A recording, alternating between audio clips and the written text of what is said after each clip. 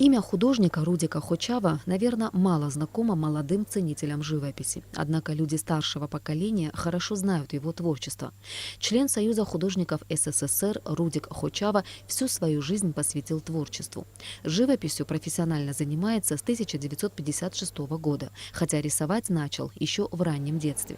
Персональная выставка – это мечта всей его жизни, говорит дочь художника Медея. Весь наш дом – это сплошная мастерская по сей день. В принципе, все в красках, масле, солярке, в кисточках, запахах этих. Он в этом живет, он живет картинами. Он постоянно, когда же ко мне приезжает, он рассказывает о своих учениках, чего он там добился, как его детки рисуют. Ну, как бы он живет этим. Он вот грезил этой выставкой, он очень хотел, он прям мечтал. Вот для него это все.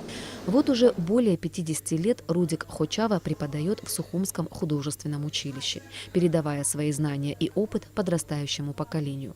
Несмотря на преклонный возраст, а художнику без малого 80 лет, он продолжает рисовать.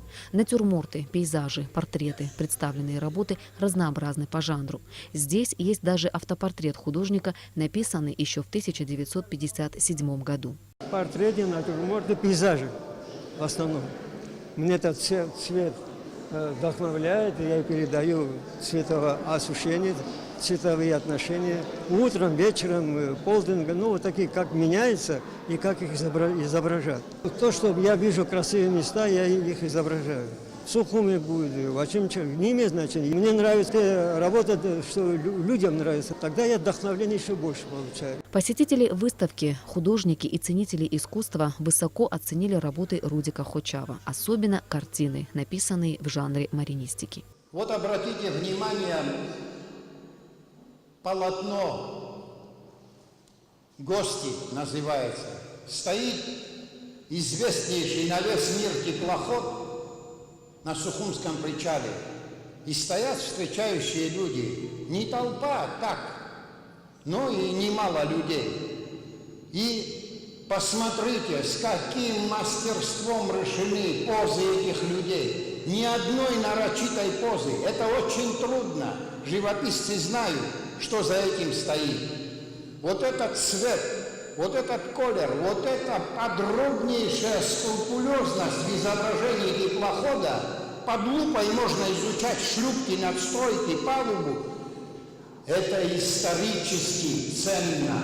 С точки зрения художественной, это чистая импрессия и осознанная импрессия. Он не просто у импрессионистов перехватил какие-то цвета, он на сухумскую почву перевел. Очень много интересных работ и по сюжету, и по тематике. И тут и графика есть, и композиционные картины, пейзажи.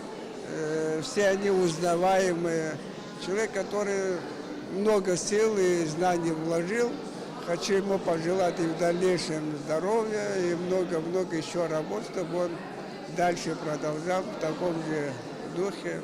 Выставка работ Рудика Хочава будет открыта до 29 июля, и все желающие могут не только насладиться творчеством художника, но и приобрести некоторые понравившиеся им картины.